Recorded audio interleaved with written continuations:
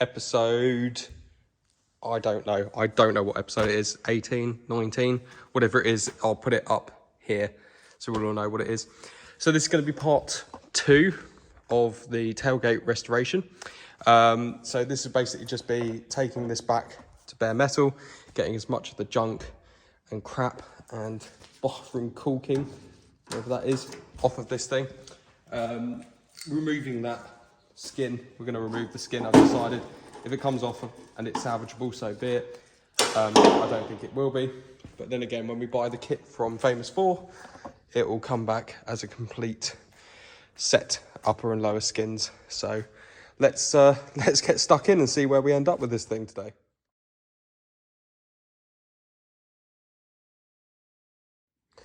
Do you ever feel like you just want to pull your hair out and scream? Yes, I do. I just did 3 hours of wire wheeling on this tailgate. And guess how much of the footage saved on the time lapse? Go on, have a guess. 8 seconds. 8 whole seconds. And I checked the entire time and it was filming the entire time. So this is really starting to wind me up now. So, and this is a brand new phone. It's a blinking, the brand new iPhone Pro Max thingy-majig. So I don't know why it's doing that. But yeah, so I was going to have to do a lot more talking and drag this episode out. Otherwise, it would be a very short episode. So this is the stage you're at now. Let me just take you off the stand. Oh, this is where we've got to. So the whole back section of this has been wire wheeled back to bare metal. And you can see. And we'll see what we got for our money, which was a tea bag. But I think pretty much all of these tailgates at some point are going to look like this. And even the nicer ones that you see pop up on eBay for £500–600 probably got a lot of filler in them. So yeah, we've got a lot of, let's have a look, some perforations there. I'm going to sort of try and brainstorm what we're going to do with this tailgate in a minute. Nice big dent there. There's a lot of filler hiding in there. That's just the spot welds we drilled out. Got some holes, there's one there. That's a hole. Hole. And it's the same story all the way along.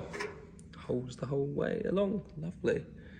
Yeah, oh, and those, that was again, there was some sort of decorator's caulk in there. It's definitely not body filler. That's going to be an interesting repair there. Yeah, so not great really, not great is it? And then we've got this one here. It's a nice big one there. And a nice big one there. Yeah. What else we got? Yeah, more holes again. Gonna need to repair this lip in this section here. Yeah, I'm not sure what route to go with on this, if I'm being completely honest with you. Let's put you back on the stand and we'll sort of brainstorm some ideas. So there's two or three routes that we can go down. The first route obviously is going to be to find a better tailgate, but we're already invested in this quite a long way. And if we stop now, it's basically worthless. So almost better off just to continue. Option 2 is we repair it and we do the best job that we can, but that's going to involve a lot of stripping down past that point, so we're going to have to drill these drip rails off. I'm not sure how they're there. Problem with that is, what do we find underneath it? These bits like here and here, here and here, here, all that sort of stuff. It doesn't massively worry me because a lot of that will actually just, you can slowly start tack welding that in. And because we've got a bit of access to some of them around the back, again, it's not a massive issue. What else we got here? This one, again, that's not too much of an issue. I mean, it is quite, what's there, don't get me wrong, what's there is really strong steel, really strong steel. And these holes here really have accumulated because of that decorator's caulk that's been squished in there. For God knows what reason anyone would use that in there, but it's obviously held moisture and caused it to rot out. Brilliant. So that's as I said, that's the second option, and that's, you know, really going to town on this tailgate, really pulling it apart, and putting a lot of effort into it and just making it an immaculate tailgate. Which then leads me on to option 3, and then we've got to try and remember that we're not restoring a concourse vehicle. So that Range Rover's not got its original engine. It's not got original anything. It's 300,000 odd miles. You know, it's not like a factory fresh car. So does it really deserve what's basically going to be a more extensive welding session just on a second-hand tailgate that's a removable part over anything else? I mean, if you actually had to categorise the amount of welding on here, there's more welding to do on here than there is on the entire back end of the Range Rover. And there's weeks of work here. Flipping it over. Which leads us on to option 3. So option 3, obviously I've not wheel-wheeled any of this yet.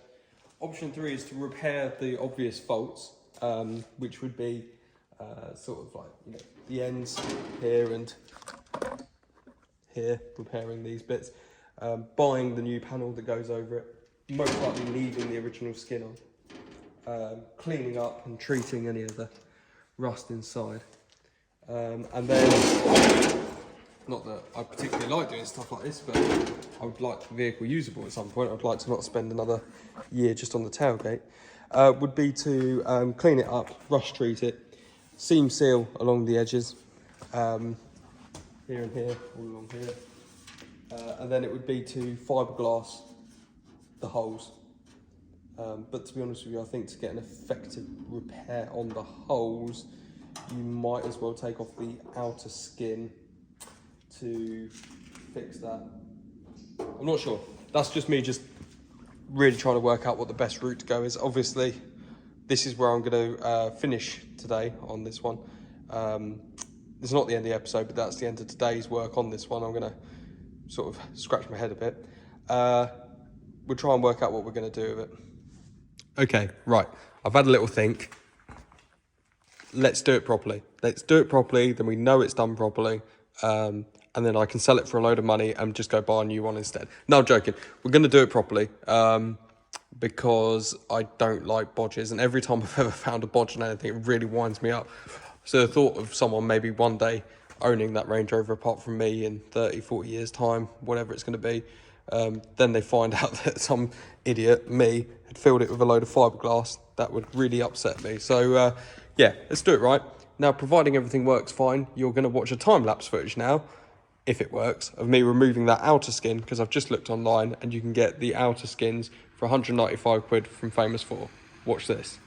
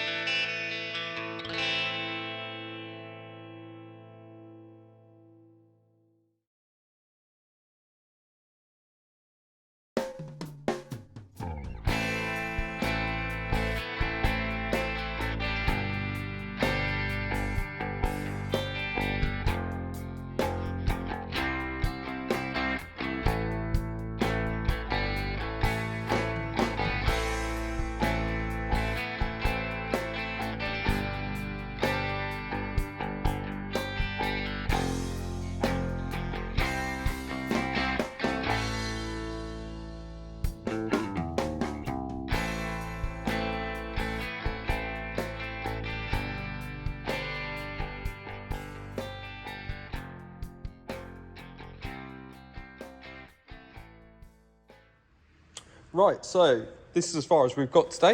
This is the end of the episode. Just to do a little recap of what's happened. So we've bare metaled the entire rear section, and we've removed both the skins.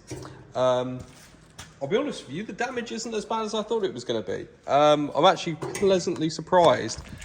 I mean, there's lots of perforations, but these are very easy weldable repairs. I think I was feeling a little bit down and COVID-y when I was being negative earlier and talking about fiberglass and things. We certainly won't be doing that. This is not what we do.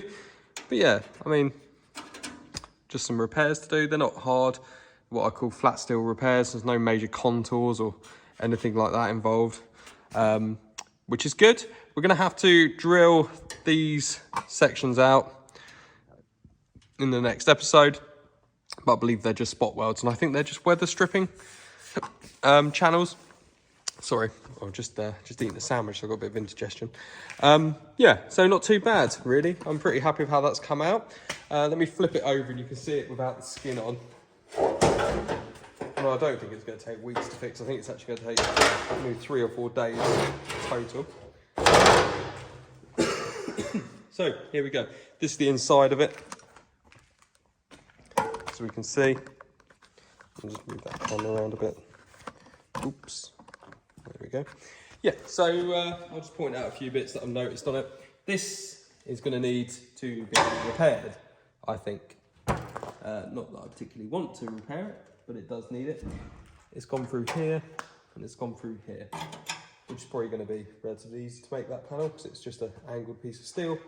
And a lot of these panels here can be, the welds can be cleaned up, and they can actually be welded from the inside, which will make a massive difference too. But yeah, so that's as far as we got today, guys. Thank you very much for watching, as always.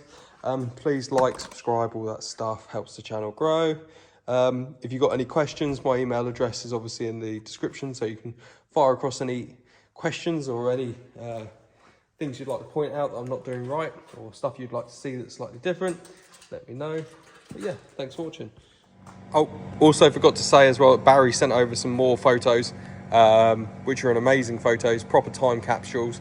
I'll send those, well, I won't send those, I'll put those on this video now, and you can have a look at them.